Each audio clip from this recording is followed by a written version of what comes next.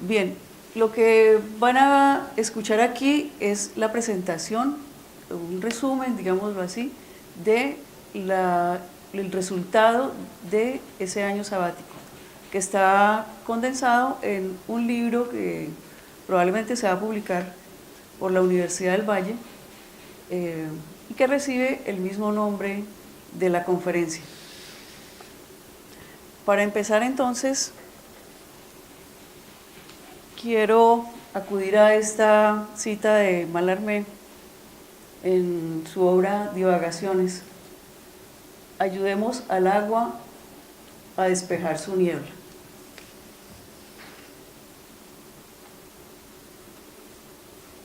Bien, esta es la estructura de la charla. ¿Cómo y por qué se escribe este libro? Me va a permitir leer 2 paginitas. Unas preguntas iniciales, una relación breve de problemas relacionados con el uso y apropiación del agua que inciden en la Declaración del Derecho Humano al Agua en el mundo, las políticas y normas que se han llevado a cabo sobre esto, el derecho al agua en sí, qué significa, unas preguntas finales y, como a manera de síntesis, unos preceptos para tener en cuenta.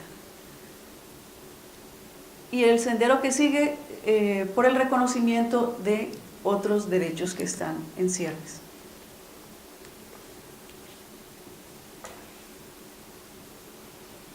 Bien, entonces, ¿por qué se reconoce universalmente el derecho humano al agua? ¿Qué problemas inciden en ello? ¿Qué pasa después del reconocimiento? Yo creo que hay que hacer como una especie de síntesis de lo que ha pasado a nivel mundial. Y es que el derecho al agua se reconoce en 2010. Después de ese reconocimiento, uno esperaría que hayan sucedido cosas en el mundo, y especialmente en Colombia, pero vamos a ver entonces qué ha pasado. Bien. Un preámbulo sobre la importancia del agua, que tiene que ver también con lo que yo planteo al final, que debe ser el derecho del agua. La vida apareció en el planeta Tierra hace 4.500 millones de años, ligada a la conformación de las moléculas de agua, cuando el planeta era una gran bola de magma que al enfriarse produjo vapor de agua condensado en forma líquida y se precipitó en forma de lluvia. En ese momento se crearon los lagos, mares y océanos, y desde entonces el agua ha circulado una y otra vez en el planeta. Todos los seres vivos estamos compuestos de agua. Algunos organismos tienen casi el 90% del peso de su cuerpo en agua. Los seres humanos somos 60% de agua, nuestro cerebro tiene 75% de este fluido, la sangre un 80%, los pulmones se componen en un 83%, e incluso los huesos están formados en un 31% de H2O. Si dejamos de consumirla, moriremos entre 3 y 5 días. Esta es una de las razones quizá que durante toda la vida me ha movido a indagar sobre este tema, y es que yo tuve un hermanito mayor que murió por una enfermedad de carácter hídrico, las llamadas enfermedades hídricas, ¿sí? Una diarrea por haber tomado agua contaminada. En ese tiempo vivíamos en una finca donde el agua potable no era posible, y en lo que llegó al pueblo, a lomo de mula, atravesando ríos, trochas y demás, cuentas sigue ocurriendo en los años 60, en los años 70, en los años 80, y las cifras que revisé a través de toda la bibliografía que tengo en mi poder, las cifras son más o menos parecidas. O sea, el número de muertes por origen hídrico en la población infantil sigue siendo la misma, el porcentaje. Bien, el agua, además de ser una necesidad esencial, elemento indispensable para el surgimiento de la vida, la salud de los humanos y de los ecosistemas, históricamente ha sido un bien altamente valioso.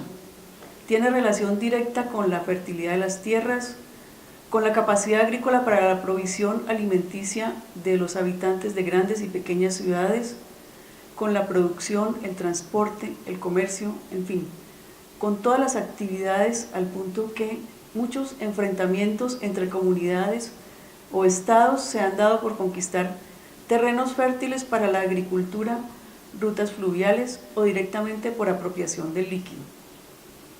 El descubrimiento de América sucede, al parecer por azar, justamente por la búsqueda de nuevas rutas marítimas para conseguir especias.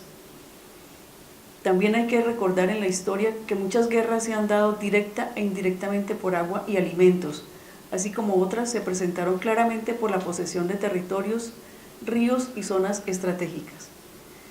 El agua, al ser parte de la historia del ser humano, como ser social, establece una interrelación con cada uno de los sistemas que condicionan su existencia y determinan su cultura. Por ejemplo, está asociado a muchos rituales religiosos. En el catolicismo, el bautismo es la purificación por el agua. Dios domina las aguas, Moisés se abrió camino por entre las aguas y pudo salvar a su tribu. En cambio, sus enemigos murieron ahogados. También la purga de pecados y malas energías se hace mediante el agua. En religiones como el hinduismo, el río Ganges, acude la mayoría de la población a purificarse. Hoy es uno de los ríos más contaminados de la India. Ejemplos de ello también trae la literatura en 100 años de soledad, en la hojarasca, así como en las tragedias griegas. El agua tiene un valor esencial y un valor simbólico que genera tiempos de cambio, de progreso, de sanación y vida. La historia del uso del agua puede ser entonces la historia de la humanidad. Desde esta premisa, el deterioro del agua debido a la contaminación y mal uso ha sido causa del deterioro de la calidad de vida, desaparición de pueblos enteros y de grandes migraciones y extinciones de biodiversidad. Desde el punto de vista físico, el agua circula constantemente en un ciclo de evaporación o transpiración, precipitación y desplazamiento hacia el mar.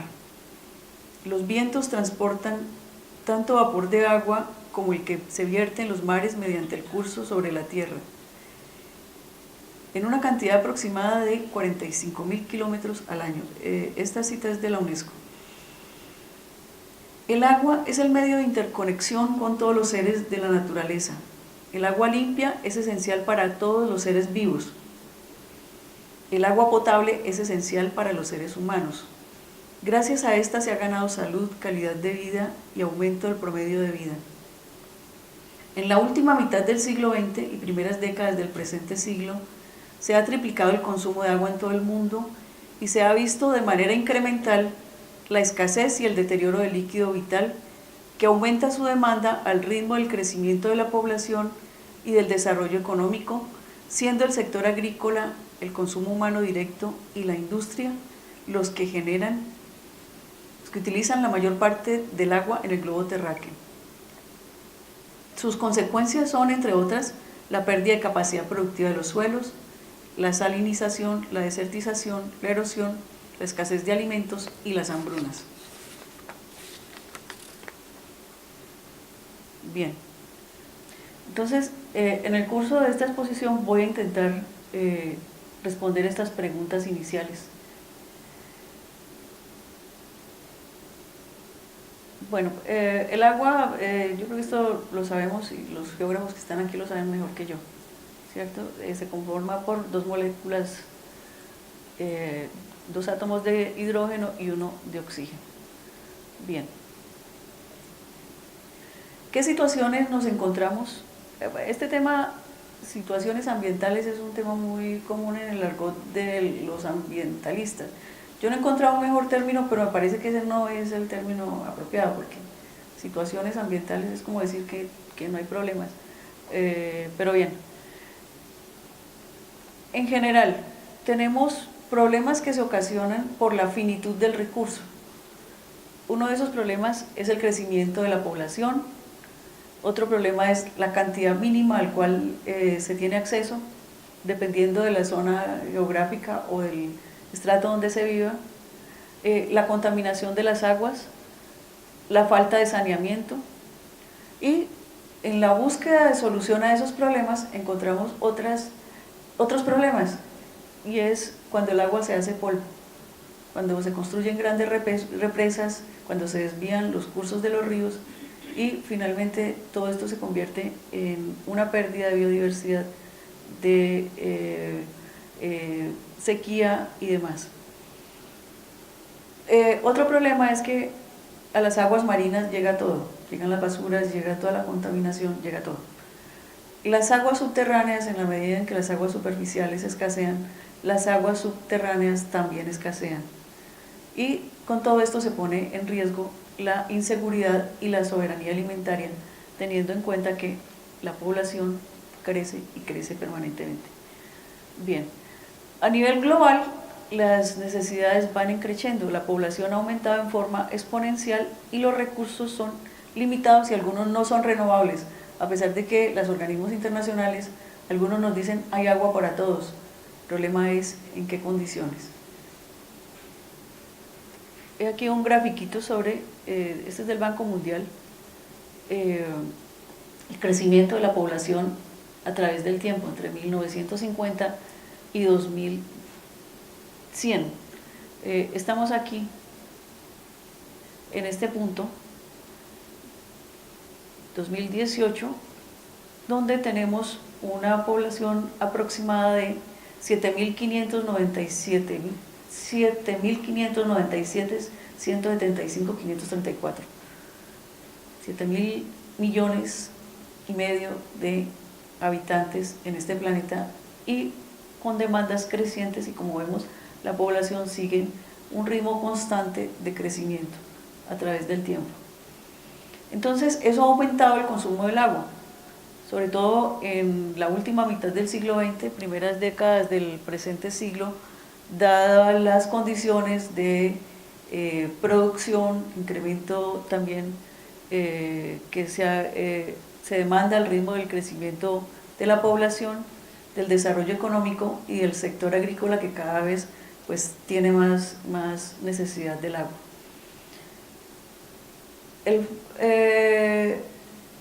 La cantidad mínima que debe consumir una persona para la satisfacción de sus necesidades básicas se ha valorado de manera distinta. Sin embargo, vamos a ver que hay países que consumen más que otros.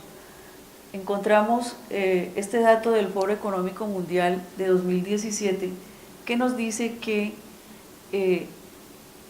se superan los 300 litros por habitante en Estados Unidos, 575 exactamente, en Australia 493 litros, en Italia 386 litros, en Japón 374, México 366, España 366, Noruega 301, mientras que en países del tercer mundo hay regiones donde se consume a duras penas 10 litros y en otras, como en África, a duras penas se llega a consumos menores como 6 litros, con dificultades de acceso para adquirirlas.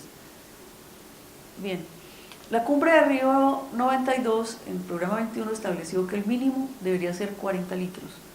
Sin embargo, después se hizo un ajuste por parte de la Organización Mundial de la Salud, donde juntó varios programas y varios estudios, y determinó la OMS que lo ideal son 50 litros al día, lo mínimo. Estas son las regiones donde pueden observar allí en el mapa las más claras, donde hay una condición de estrés hídrico, es decir, aquellas regiones que están teniendo problemas de escasez. A ver si puedo,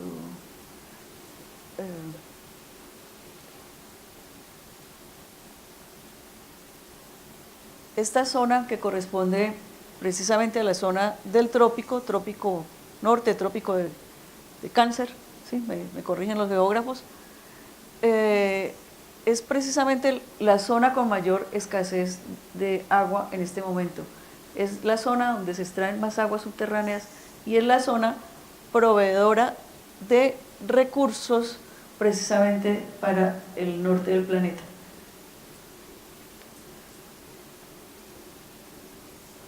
Bien, además de la escasez digamos, deliberada del agua, tenemos el problema del agua contaminada. Gran parte de la población de países en desarrollo se abastece de aguas contaminadas, y esto tiene efectos en la salud, en la vida de las personas, especialmente en comunidades pobres. La OMS estimó en 1979 que el 80% de todas las enfermedades y el 33% de las muertes en los países del tercer mundo están relacionadas con la inadecuada calidad del agua. A esto me refería en el tema inicial. Sin embargo, si revisamos las cifras, comparamos esas mismas cifras en el año 2000, encontramos que esto no se ha movido, que prácticamente los avances de la ingeniería, con todo y etcétera, tenemos una cifra permanente del 33%, con el agravante de que la población ha aumentado y vemos la tendencia de crecimiento de población. Entonces allí ya encontramos que aunque el porcentaje sea igual, son mayor cantidad de personas las que tienen problemas por el agua contaminada en el mundo. La situación mejora levemente en 2015, pero las cifras siguen siendo preocupantes. Tenemos, por ejemplo, estas otras. En todo el mundo, al menos 2.000 millones de personas que se abastecen de una fuente de agua potable que está contaminada por heces. El agua contaminada puede transmitir enfermedades como la diarrea, el cólera, la disentería, la fiebre tifoidea, la poliomielitis. Se calcula que la contaminación del agua potable provoca más de 502.000 muertes por diarrea al año. Si uno hace esta conversión de 502.000, encuentra que es el mismo 33% que permanece estable. Si establecemos la proporción de acuerdo con el universo de habitantes en el 2015, que eran 7.300.000, encontramos 7.300.000, encontramos que el 27% de la población mundial es afectada por contaminación hídrica y el 0.07 muere por enfermedades diarreicas. La contaminación por heces sigue siendo un problema en la medida en que el crecimiento de la población, que somos mayor cantidad de gentes en este planeta, y que no hay manera o no hemos encontrado otras formas de arrojar nuestras heces si no es al agua. Todos nosotros vamos al baño determinadas veces al día y cada vez que vamos al baño estamos contaminando las aguas. Según el programa conjunto de la OMS y UNICEF de monitoreo de abastecimiento de agua y saneamiento, al menos 1.800 millones de personas en todo el mundo beben agua que no está protegida contra la contaminación de las heces. Un número aún mayor bebe agua que se distribuye a través de sistemas vulnerables a la contaminación. Este dato es de Naciones Unidas de este año. Tenemos también la contaminación por fertilizantes. Hago una salvedad, no voy a mencionar aquí todos los tipos de contaminación, solo unas cuantas por efectos de tiempo. Pero tenemos la contaminación por fertilizantes. El incremento de fertilizantes sintéticos es un aspecto que se viene incrementando en la agricultura. Para producir cada vez más y más rápido alimentos, se acude a los fertilizantes. Entonces, en este momento tenemos las siguientes cifras. En 1940 se utilizaban en el mundo unos 4 millones de toneladas de fertilizantes. En 2000 esta cifra había alcanzado 137 millones de toneladas y en 2013 unos 179 millones. O sea, podemos ver el aumento y la dependencia cada vez más de los fertilizantes en el mundo. Al mar llega todo. El medio marino es el que sufre también la mayor agresión por degradación de las aguas servidas. Allí llegan todas las aguas contaminadas del mundo los residuos utilizados por la agricultura, los compuestos orgánicos sintéticos, las basuras, los plásticos, las sustancias radiactivas, los hidrocarburos, no solamente por los efectos de la descontaminación, de la contaminación de los hidrocarburos, sino también por los derrames. Las actividades terrestres aportan el 70% de la contaminación que llega a los océanos por la atmósfera y los ríos. Los barcos y el vertimiento en el mar contribuyen en un 10% de la contaminación marina. ¿Sí? Son muchas fuentes, entonces todas, prácticamente todas llegan al mar. Bien, algunas cifras. Por ejemplo, 340.000 niños menores de 5 años mueren cada año por enfermedades diarreicas. La escasez de agua afecta a 4 de cada 10 personas. El 90% de los desastres naturales están relacionados con el agua. El 80% de las aguas residuales retornan al sistema sin ser tratadas o reutilizadas. Alrededor de 2/3 de los ríos transfronterizos del mundo no tienen un marco de gestión cooperativa. Aproximadamente el 75% de todas las extracciones de agua industrial se utilizan para la producción de energía. Ese es otro problema que tenemos en el mundo, y es que cada vez no solamente la demanda es por recursos hídricos, sino por recursos energéticos. ¿Será que me puede regalar agüita? Bien. Muchas gracias. Cada día en países en desarrollo 799 millones de personas pasan hambre, aproximadamente el 18% de la población mundial, ¿sí? Y esto pues tiene diferentes causas, entre otras las causas hídricas. La FAO lanzaba una voz de alerta en 2012, decía que los llamados países en desarrollo importaron 39 millones de toneladas de cereales a mediados de los años 70. En 2015 esa cantidad aumenta a 198 millones de toneladas y a 265 se calcula que aumentará en 2030. 777 millones de personas sufren de subalimentación en los países en desarrollo y no es probable que esta situación pueda reducirse a la mitad antes de 2030. Y nos decía además la FAO que esa situación se produce porque el agua se está utilizando sobre todo en irrigación de cultivos, de monocultivos, que son los que están alimentando a su vez animales, aves y demás para el consumo de los humanos, como son la soya y el maíz. Entonces, esa situación produce que los cultivos aumenten. Buena parte de campesinos o pequeños propietarios que tenían sus terrenos en productos de pan coger, los utilizan ya para alquilárselos a las grandes multinacionales, que son las que compran todos estos productos, o bien para alimentar animales o bien para producir biocombustibles. Entonces eso ha aumentado el hambre en el mundo. Bien, además de las situaciones que les he mencionado, la mayoría de los desastres que se producen en el mundo tienen que ver con el agua.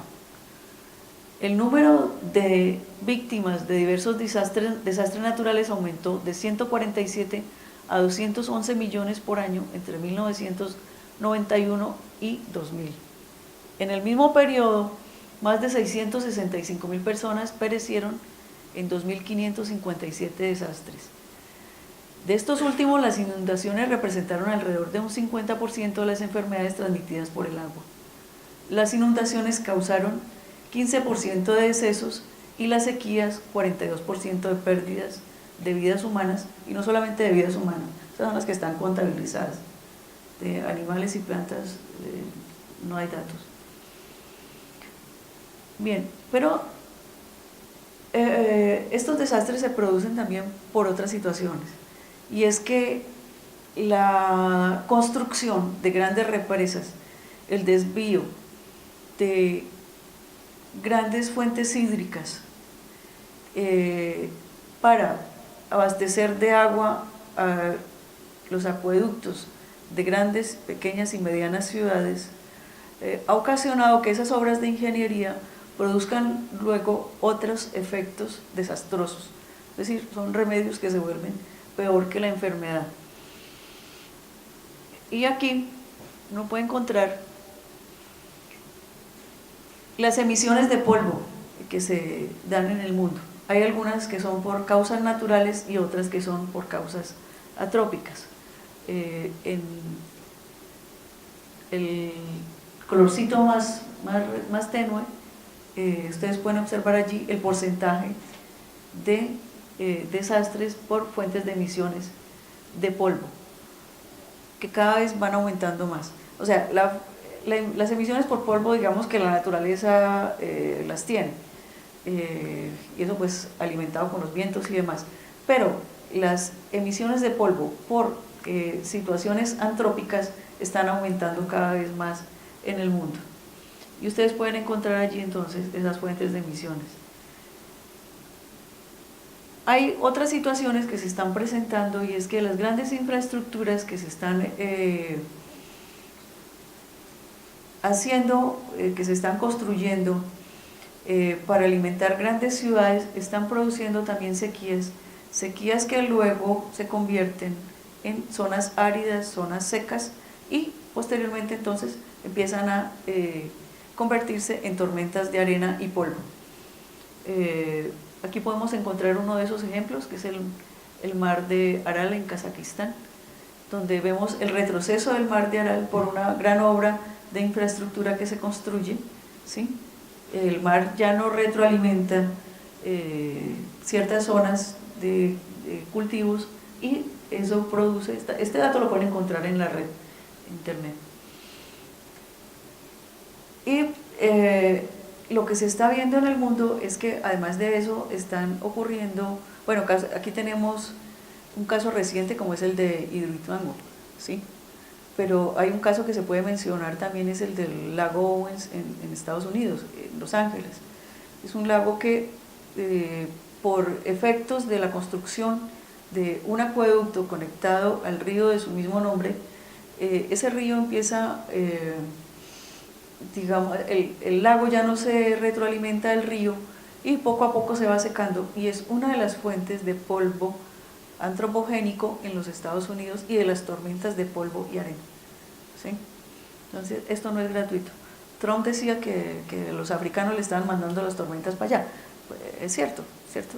Las tormentas de polvo se producen en las zonas más áridas, van viajando a través de los vientos y finalmente se convierten en tornados y otro tipo de desastres, pues a través de los mecanismos que tiene la naturaleza, y terminan siendo tornados en la Florida o en territorios del Caribe. No sé si me estoy extendiendo mucho, pero tengo que llegar al derecho al agua. Bueno, pero quiero antes pasar por el tema nacional. A nivel nacional tenemos problemas de todo tipo, problemas de saneamiento, de ríos contaminados, sedimentación y eutrificación de humedales, páramos que pierden los frailejones, las nieves perpetuas que se derriten, la pérdida de la biodiversidad, la minería, las invasiones biológicas y especies introducidas, el tráfico ilegal de especies, los cambios climáticos. Bueno, en Colombia, según el Estudio Nacional del Agua del IDEAM, con 2.011 kilómetros cúbicos de agua descorrentía y 5.848 kilómetros cúbicos de aguas subterráneas, es reconocido por su potencial hidrológico. Hay que hacer un paréntesis aquí, y es que nosotros éramos conocidos como el segundo lugar durante todo el siglo XX, hasta los años 60, fuimos considerados el segundo país productor de agua en el mundo. Era el que más riqueza, el segundo que más riqueza hídrica tenía en el mundo. De ese segundo puesto, hacia los años 70, bajamos al noveno, y en este momento, 2018, estamos en el 13º. 13º puesto, o sea, ya no somos uno de los mayores productores de agua en el mundo. ¿Qué ha pasado allí? No es que el agua se haya esfumado, no es que el agua se haya evaporado o se haya ido a otros planetas, sobre eso hay teorías también. Lo que ha pasado es que ha habido una degradación muy fuerte de nuestros ecosistemas y eso ha incidido efectivamente en la producción de agua. Bien, aquí están estas cifras del IDEAM, pues no las voy a leer, pero es importante tener en cuenta que tenemos de todas maneras una gran oferta hídrica en Colombia.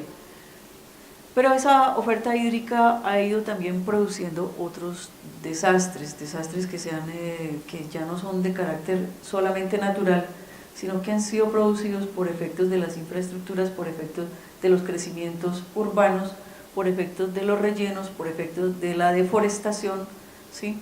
Terrenos que han sido, digamos, maltratados, etcétera, para construir, y este es el caso del desastre de Manizales, esto es de hace unos 2 años, creo, yo no sé Pedro si tiene una mejor fecha. Bien, tenemos problemas de saneamiento básico, no solamente está Manizales, también tenemos otros desastres producidos en los últimos 3 años, está Mocoa, está Salgar, y recientemente Mocoa, otra vez Mocoa el año antepasado, Mocoa en 2018, ¿sí? San Gil en 2018, desastres de todo tipo producidos por la deforestación, porque las aguas van corriendo de manera ya libre, no hay que la retenga, no hay vegetación que la retenga, y todo esto pues va generando procesos erosivos que terminan en desastres. Tenemos problemas de saneamiento básico, generalmente la proporción es como que hay una fuente de contaminación y eso produce el doble de contaminación en saneamiento. Entonces, si uno mira eso y no invertir en descontaminación, no invertir en saneamiento básico, puede salir más caro a la larga, desde el punto de vista económico, que es los ajustes que hacen los gobiernos, ¿no? Entonces miran a ver a qué le invierten y dedican parte de su presupuesto a lo que cree que son las prioridades. Pues no invertir en saneamiento implica que la proporción de años de vida ajustados en función de la discapacidad atribuibles al agua contaminada oscila entre el 1 y 1.9% del PIB. Una cifra semejante a la del resto de América Latina, salvo de otros países como Bolivia, Ecuador, Guatemala y Nicaragua, cuya proporción es más alta. O sea, se pierde una cantidad del PIB por no invertir en saneamiento. Probablemente la inversión es mucho menor que lo que se pierde. Además de que no solamente son pérdidas económicas, sino pérdidas en vidas humanas, o en vidas en general, de animales y plantas también. Los ríos contaminados, aquí voy a hacer una alusión solamente a un tipo de contaminación que se denomina contaminación oculta, y es la contaminación por medicamentos. Es una contaminación que no se detecta fácilmente, pero que a través del análisis de bichos y de vida que hay en los ríos se encuentra que estos bichitos consumen los medicamentos que nosotros arrojamos a través de los residuos, de la orina y de las materias fecales, pero también a través de los residuos de las fábricas de medicamentos, ¿sí?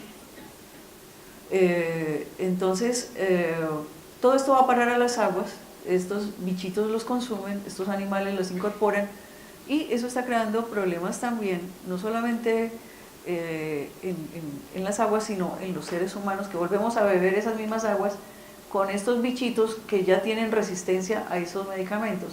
Entonces lo que se ha encontrado es una gran cantidad de acetaminofén en las aguas de los principales ríos del país. Este análisis se está haciendo en este momento en Colombia, ¿sí? Y se decía, yo recuerdo que a Evo Morales lo chiflaron por haber dicho que había muchas hormonas en las aguas del mundo y que eso estaba creando desajustes hormonales en la población.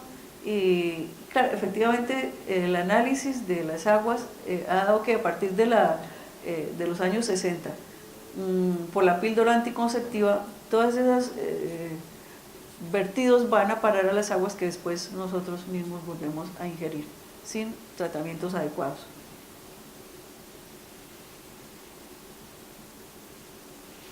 Bien, el otro problema que tenemos es el de eutrificación de humedales. Esto está siendo cada vez más frecuente. Esta foto es de la laguna de Fukene y tenemos allí como poco a poco, digamos que esto no es de un pequeño campesino que pueda utilizar este tipo de estructuras y de retroexcavadoras, etcétera, o de dragas. No, yo creo que aquí hay grandes propietarios, ¿sí?, que van cada vez avanzando en la laguna, en quitarle poco a poco el agua, y eso produce unos desajustes también a nivel de la flora y de la fauna. Aproximadamente 10.4% de la superficie continental de Colombia está cubierto por ecosistemas de agua dulce, en su mayoría 84.8 son humedales temporales seguidos de sistemas lóticos, es decir, de las aguas, los ríos, digamos, forman allí sus cultivos de especies, etcétera, vienen, se los llevan, pero esos mecanismos están siendo interrumpidos por grandes infraestructuras. La pérdida de la biodiversidad en los páramos también es un problema gravísimo en el país. Se está perdiendo muchos frailejones, y eso hace que la biodiversidad que se genera en estos sitios y el atrapamiento del agua, porque los páramos se considera que son las fábricas de agua, el atrapamiento de agua que se hace en los páramos, pues ya, digamos, corre directamente, ya no hay que la retenga, y eso está produciendo también un problema en la cantidad y calidad del agua que llega a las ciudades. Los páramos están surtiendo de agua a buena parte de las ciudades de Colombia. 15 ciudades capitales y otras muchas ciudades intermedias y pequeñas. Las nieves perpetuas se están derritiendo, ¿sí? Y aquí tenemos este mapa de 8 nevados que desaparecieron a finales del siglo XX. Estos ya no los podemos estudiar en los textos escolares, ya no existen. Cisne, Quindío, Puracé, Pan de Azúcar, Sotará, Galeras, Cumbal, Chiles, ¿sí? Otro problema que tenemos en Colombia es la deforestación, y en los últimos 2 años, curiosamente, a partir de los acuerdos de paz, la firma de los acuerdos de paz, los territorios que antes ocupaban las FARC están siendo ocupados por otros que están talando, que están arrasando, que están quemando, y eso está produciendo una gran tala en la Amazonía, sobre todo en la Amazonía y en el Chocó geográfico. Tiene 2 objetivos. Uno, ir ganando terrenos, o sea, ir apropiándose de las tierras, y 2, convertir esto en negocios, porque estos sitios que se talan fundamentalmente no son, bueno, un pequeño porcentaje es para vender la madera, pero la mayor parte del porcentaje no tiene que ver con la madera, sino, digamos, con ir ganándole terreno a estos territorios que eran como los patios traseros de nuestro país, y poco a poco entonces se va talando, se va conquistando y se van apropiando. Y esto está siendo también concentrado en áreas protegidas, en la Amazonía y en parques nacionales naturales, en los parques que están mencionados allí: Macarena, Tinigua, Paramillo, Cordillera Los Picachos, La Paya, Nucac, etc. ¿Sí? Se deforesta permanentemente los bosques de esta zona. Un gran árbol, ese gran árbol no sé cuántos cientos de años tenía, y con él se van también los nichos biológicos que allí existían, las especies que allí existían. Esta cifra del año pasado, 219.973 hectáreas de bosque se perdieron. Dice el colombiano que es como si desapareciera el municipio de Cáceres, Antioquia, ¿sí? Y hay varias razones, dice el mismo periódico, que no se ha podido detener la tala indiscriminada de los bosques. Entre estas está la complejidad de la implementación de acuerdos de paz, del acuerdo de paz. Bien, con ello se da la pérdida de biodiversidad también. Hay una débil intervención del Estado en estos territorios periféricos.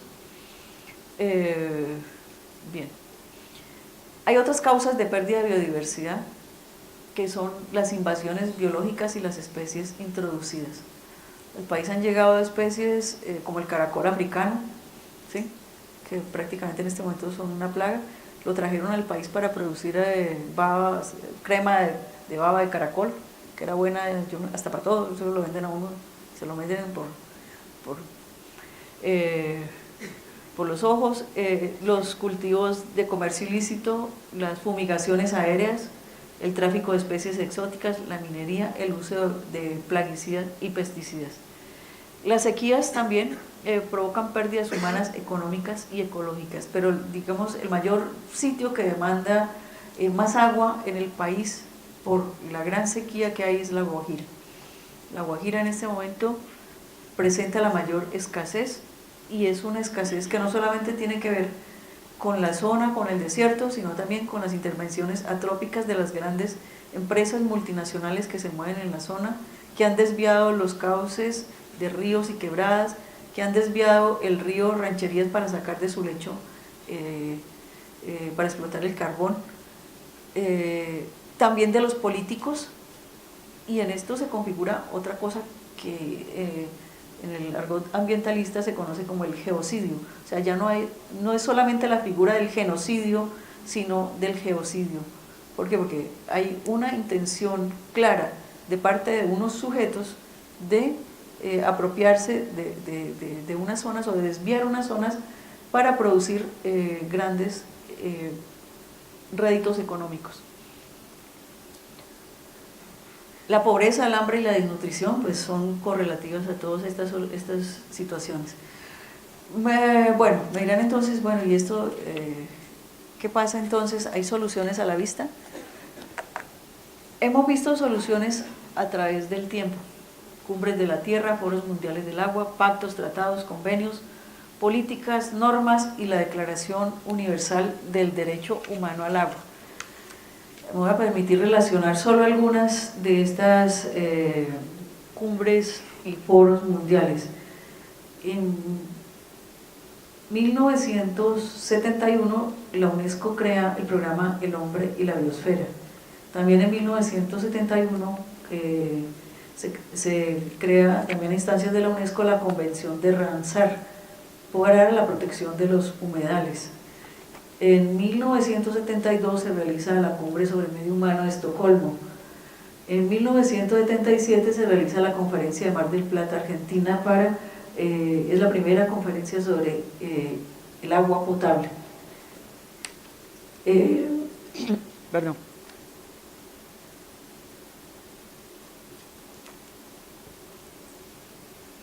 Entre 1981 y 1990 se declara el Decenio Internacional del Agua Potable y el Saneamiento.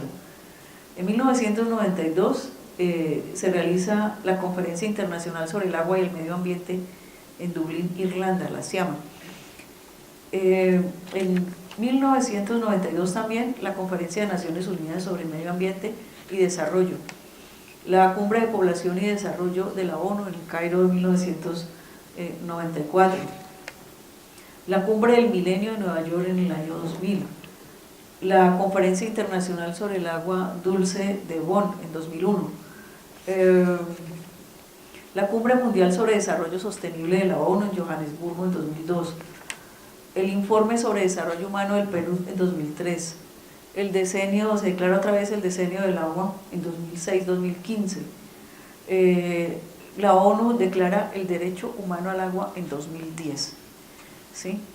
Después de 2010 viene la cumbre de Río de Janeiro más 20, 2012. Vienen también otros objetivos, los objetivos de desarrollo del milenio 2015-2030, celebrada en Nueva York en 2015. Los foros mundiales del agua, o sea, paralelo a todos estos eventos de conferencias y cumbres, empiezan a celebrarse los foros mundiales del agua.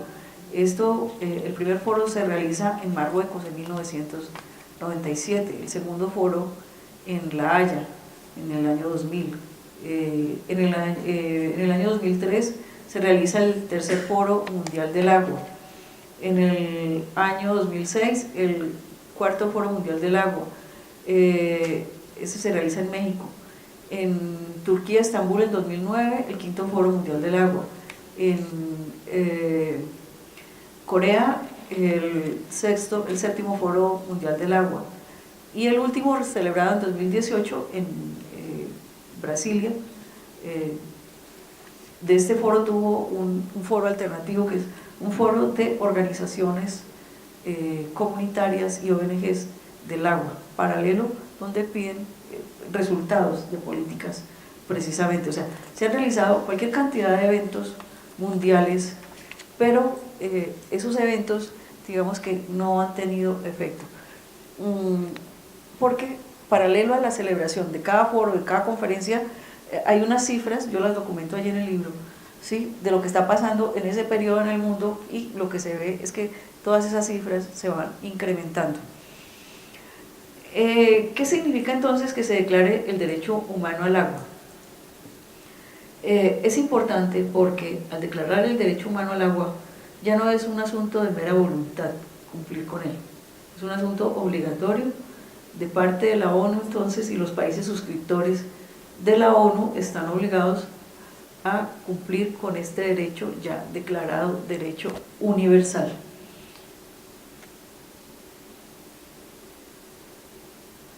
Bien, esta declaración se hizo en 2010 y la ponencia fue presentada por el Estado de Bolivia. Mucho tiempo antes, en todos estos eventos de la ONU, se había solicitado la declaración del derecho humano al agua. Lo más próximo que se había estado era de una observación, que es la observación número 15 en 2002. Es una observación que saca la ONU sobre la importancia del derecho al agua, sobre qué es el derecho al agua, sobre cómo debe cumplirse el derecho al agua, pero no se declara el derecho como tal. Es un asunto meramente expositivo. En la ponencia presentada por Bolivia en 2010, muestra unas cifras que son contundentes, y es que las enfermedades provocadas por falta de agua potable y saneamiento provocan más muertes que cualquiera de las guerras, ¿sí? Y muestra allí las cifras que se han provocado por estas situaciones. Entonces, esto ha llevado a que ya sea tan contundente el asunto que se declara el derecho humano al agua por parte de la ONU, derecho universal. Las cifras eran las siguientes: aproximadamente 884 millones de personas carecen de acceso al agua potable y más de 2.600 millones de personas no tienen acceso al saneamiento básico, y alarmada porque cada año fallecen aproximadamente 1.5 millones de niños menores de 5 años y se pierden 443 millones de días lectivos a consecuencia de enfermedades relacionadas con el agua y el saneamiento. Esta cifra es contundente, y entonces a partir de allí se supone que los estados suscriptores del convenio de la ONU adoptan esta medida en sus respectivas legislaciones. Bien, bueno, este es el texto que emite esta declaración de la ONU, ¿sí? Reconoce, exhorta, acoge, etcétera, etcétera, y manda a hacer unas acciones a los países para que ese derecho se cumpla. Sin embargo, ya ha habido eventos aislados de países que han reconocido el derecho al agua en sus constituciones políticas. Ese es el caso de Italia, Bélgica, Irán, Sudáfrica, Etiopía, Gambia, Bolivia, México, Panamá, Venezuela y Ecuador. Y otros países que lo han integrado al ordenamiento a través de leyes y jurisprudencias, no a nivel constitucional. Ustedes bien saben que hay varios estudiantes míos que la Constitución es norma de normas, ¿cierto? No a nivel constitucional, sino a nivel de otros mecanismos legales y a través de fallos de tutelas. ¿Qué pasa después? Uno pensaría que esto inmediatamente se va a cumplir, que esta orden de la ONU va a tener unos efectos en los diferentes países. Pues lo que se ve 3 años después de la declaratoria del derecho es que las cifras siguen aumentando y que las cifras siguen siendo preocupantes, y tan preocupantes o más que antes. Y aquí aparece entonces en una de las sesiones de la ONU 3 años después, que dice: profundamente preocupado por el hecho de que aproximadamente 768 millones de personas sigan sin tener acceso a mejores fuentes de agua, y que más de 2.500 millones de personas no tengan acceso a mejores servicios de saneamiento, ¿sí?, etcétera, etcétera. O sea, las cifras son más o menos parecidas o aumentan 3 años después. ¿Qué pasa en Colombia? En Colombia el derecho humano al agua no se incorpora en la Constitución. Ha habido varios intentos, ha habido varios mecanismos, ha habido incluso un referendo por el agua, y la validez del derecho, o sea, se reconoce que hay el derecho, pero no se incorpora en el texto constitucional. ¿Qué significa esto? Para poder que un derecho universal se convierta en un derecho fundamental, tiene que estar en el texto de la Constitución, porque es en el texto de la Constitución, con máxima jerarquía del sistema jurídico, donde ese derecho adquiere obligatoriedad inmediata, ¿sí? No requiere de procedimientos para hacerlo cumplir, como si se da a través del mecanismo de la tutela, o el mecanismo de las demandas, o el mecanismo de las revisiones de tutelas que hace la Corte Constitucional. O sea, sería un proceso tan largo que solamente al instalarlo, pues ya uno se muere si tiene una enfermedad. Entonces, en Colombia la validez del derecho solo se reconoce a través de varios mecanismos. Las sentencias de tutela por la Corte Constitucional. Eso es un problema, porque es que una sentencia de tutela llega a la Corte Constitucional es en revisión, es decir, ya en última instancia, después de que ha pasado por los mecanismos jurídicos, pues de pasar por un juzgado, por un tribunal, en segunda instancia, en última instancia pasa a revisión de la Corte, y ahí ya han pasado varios años, ¿sí? Y por otro lado, la Corte, a través de varias sentencias, se ha dado pie para que otros mecanismos, 2 mecanismos que encontré, pues cuando abordé el trabajo, pensé que podían ser bien importantes para acceder al derecho. Sin embargo, me encuentro que son mecanismos igualmente lentos que los demás. Es el mecanismo de las figuras del ius cogens, derecho obligatorio en el derecho internacional, y la figura del bloque de constitucionalidad. ¿En qué consisten esos dos mecanismos? Uno es que a través del artículo 93 de la Constitución, que dice que los pactos firmados por Colombia en relación con los derechos humanos tienen obligatorio cumplimiento en el país, y el derecho humano al agua pues ya fue declarado, digamos, universal. Sin embargo, lo que uno encuentra después en las sentencias de la Corte Constitucional es otra cosa, que a mí de las cosas que me impresionaron de haber realizado todo este sondeo, es haber descubierto que la Corte Constitucional pues no es como la entidad tan asombrosa que pensaba. Bien, el otro mecanismo es el de bloque de constitucionalidad. El mecanismo de bloque de constitucionalidad significa que la Constitución debe ser flexible y debe cambiarse de acuerdo con los cambios que sucedan en el mundo, o sea que debe ser adaptable a los cambios que se dan a nivel global. Ese mecanismo entonces significa que, aunque no aparezcan en el texto constitucional algunos elementos, sí pueden ser utilizados con el argumento de que la Constitución también es parte, digamos, de una constitución global, que estamos inmersos en un mundo global y que eso significaría entonces que esos mecanismos de derechos humanos tengan que cumplirse en el país. Bien, entonces me encuentro revisando el texto constitucional con que el agua solo aparece una sola vez en un solo artículo de la Constitución, ¿sí? Y es en este que está mencionado acá. El bienestar general y el mejoramiento de la calidad de vida de la población son finalidades sociales del Estado. Será objetivo fundamental de su actividad la solución de las necesidades insatisfechas de salud, de educación, de saneamiento ambiental y de agua potable. Agua potable, ¿sí? Solamente en ese artículo 366 está mencionada la palabra agua en la Constitución. Entonces, teniendo en cuenta que el agua como derecho no existe, porque al mencionar el agua potable en realidad la Constitución está hablando de un servicio público, ¿sí? No está hablando de un derecho, y es distinto. Entonces esto encierra una dificultad porque un derecho universal se concreta cuando se lleva al texto constitucional, ¿sí? Se convierte en un derecho de aplicación inmediata. En este caso, como les digo, no es un derecho de aplicación inmediata, hay que acudir a la tutela, hay que acudir a otros mecanismos, ¿sí? Como estas figuras que les comenté, para poder hacerlo cumplir. Entonces, eso es grave en nuestro país.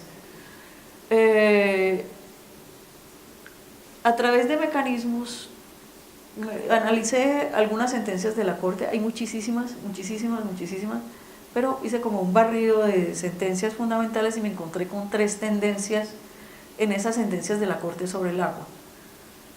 Una es que el agua es tratada como servicio público, esa es una, ¿sí? Y esto sucede casi siempre en las sentencias que se dan a partir de 1992, que es cuando hay una Corte Constitucional importante, y ese servicio público lo vincula, está Carlos Gaviria, por ahí una sentencia de Carlos Gaviria que es bien importante, porque vincula ese servicio público al fundamento de los derechos fundamentales, o sea, del derecho al agua. A partir de 2002 hay una serie de sentencias que tienen que ver con la disposición de la ONU, que se llama observación número 15, ese es como el documento base de todas las otras decisiones. En esa observación número 15 se trata detalladamente cómo debe cumplirse el derecho al agua, pero las sentencias de la Corte Constitucional no lo tratan como un derecho de primera generación, como en mi concepto debe ser el derecho al agua. Derecho al agua debe ser un derecho fundamental de primera generación, como es el derecho a la vida. La vida está sustentada en el agua. La vida no es posible sin el agua. Por tanto, si no hay agua, no hay vida. Si el derecho al agua no se protege, no hay vida. Entonces, si ese derecho no se cumple de esa manera, pues estamos graves, estamos ateniéndonos a otras situaciones. Y lo que encuentro entonces en esa situación de la Corte Constitucional, en esas sentencias, es que lo vincula al servicio público de agua potable, que está bien, el agua potable, pero hay otros seres que están en interrelación directa, inmanente con los humanos, que no solamente necesitan agua potable, necesitan agua limpia, de los cuales esos seres, incluso de los cuales nosotros vivimos, ¿cierto? Vivimos de las lechuguitas, vivimos de los pollos, vivimos de las vacas, vivimos de otros seres de la naturaleza, pero aún así, de seres que no tienen necesariamente una utilidad directa para el hombre, pero que si no están en la naturaleza, no es posible la inmanencia, la retroalimentación como seres vivos que interactuamos en este planeta. Entonces el agua es necesaria para todos los seres vivos, y la misma problemática que tenemos nosotros con el agua contaminada la están teniendo las abejas, la están teniendo los animales, la están teniendo las plantas, etcétera, etcétera. Entonces, de esas sentencias de la Corte, repito, solamente hablan del agua potable necesaria para el cumplimiento del derecho humano. Bien, y una tercera grupo de sentencias que analicé, que son las que se dan a partir de 2010, es decir, ya declarado el derecho humano al agua, uno espera que la Corte se sustente en esa Declaración Universal de la ONU, pero uno no encuentra esa Declaración Universal en la fundamentación de esas sentencias. Uno encuentra en la fundamentación anterior de la observación número 15 de 2002. Entonces, allí hay otro problema grave. Y hay otras sentencias que incluso reconocen el derecho humano al agua, pero le ponen condicionamientos, sí, solo sí, para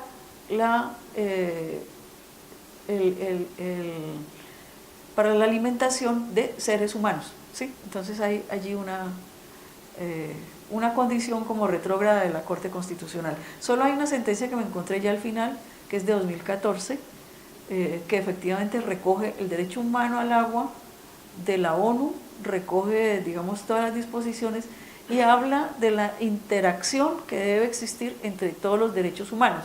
Es decir, que el derecho humano al agua es necesario para la alimentación, que el derecho humano al agua es necesario para la agricultura, que el derecho humano al agua tiene que ver con todos los derechos, y todos los derechos están interconectados. Entonces, esa sentencia habla de la interconexión de todos los derechos declarados hasta ahora por la ONU. Entonces, digamos que es la única como que se salva. Sin embargo, repito, para poder acudir al cumplimiento de ese derecho, pues hay que establecer un mecanismo de una tutela que finalmente la Corte lo seleccione para revisarlo. Y mientras tanto, pues han pasado muchos años. No ha habido voluntad política para modificar la Constitución hasta ahora, a pesar de que la Constitución ya tiene bastantes modificaciones, bastantes actos legislativos que la han cambiado, en algunos casos radicalmente. El último acto legislativo fue un referendo por el agua, del cual se pegaron otros grupos oportunistamente para buscar con ese mismo referendo un mecanismo de reelección, de la tercera reelección de uno de los presidentes de este país.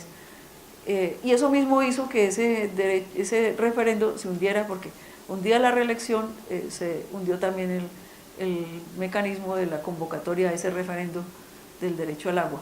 Entonces, digamos, lo más expedito que era acudir al constituyente primario, que es que todos nosotros, digamos, necesitamos el derecho humano al agua declarado en la Constitución política, ese mecanismo se ha perdido. Después de eso han venido otros esfuerzos de ambientalistas, de académicos, etcétera, pero hasta ahora, digamos, no hay nada concreto. La otra pregunta que me surge, y ya para terminar, es que ¿requeriría entonces una reforma constitucional? Yo creo que sí, requiere un referendo. ¿Cómo establecer una reforma que no cuenta con la voluntad política para hacerla factible? ¿Sí?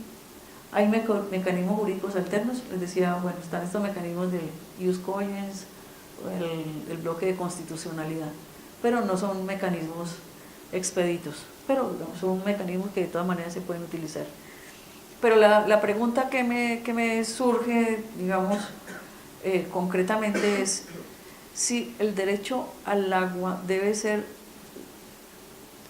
seguir siendo tratado por los organismos internacionales solamente como derecho de segunda generación, es decir, es un derecho que se sitúa en la Carta de Derechos Fundamentales, se sitúa debajo del Pacto Internacional de Derechos Económicos, Sociales y Culturales, es decir, los derechos de segunda generación. Los derechos de primera generación son los derechos inmanentes al ser vivo, por el solo hecho de tener vida. Y para mí, el hecho de que el agua sea inmanente a la vida requiere que el tratamiento al agua tenga que ser un derecho de primera generación. Entonces allí viene otra, digamos, lucha que tendremos que dar a nivel internacional, y es que la ONU declare que el derecho humano al agua no es un derecho de segunda generación, o que esté debajo de los derechos ambientales. Los derechos ambientales son derechos de tercera generación, más difíciles todavía de hacerlos cumplir, sino que el derecho humano al agua sea declarado un derecho de primera generación, ¿sí? De esa manera entonces estaríamos ganando terreno en cuanto a las apropiaciones, las privatizaciones del agua que se están dando en el país y en el mundo. Hay un texto de Germán Castro Caicedo que les recomiendo, se llama Nuestra Guerra Ajena. En Nuestra Guerra Ajena él cita varios documentos de asesores del Departamento de Estado y de asesores del gobierno norteamericano, donde habla de que la presencia del gobierno norteamericano en estos territorios no obedece tanto a la lucha contra las drogas o a la lucha contra las guerrillas, sino que obedece más a la apropiación de territorios como la Amazonía, sobre la cual tendrían los ojos puestos, dice Germán Castro Caicedo, sobre la Amazonía, el acuífero y el acuífero guaraní. Es decir, los dos grandes acuíferos junto con de los tres grandes acuíferos junto con la Antártida. Entonces, quien tenga el agua, quien tenga el control del agua, dice el documento, quien tenga el control del agua tendrá el poder mundial, ¿sí? Para pensarlo de todas maneras, les dejo esa inquietud. Bien. Bueno, me queda una pregunta final. ¿Tendremos que ampliar la gama de derechos? Yo creo que sí. ¿En qué momento un derecho se declara? O sea, ¿por qué un derecho se declara? Si se supone que, por ejemplo, la vida es nuestra, ¿cierto? ¿Por qué habría que declarar el derecho a la vida si la vida nos pertenece? Pues porque no es algo que se respete.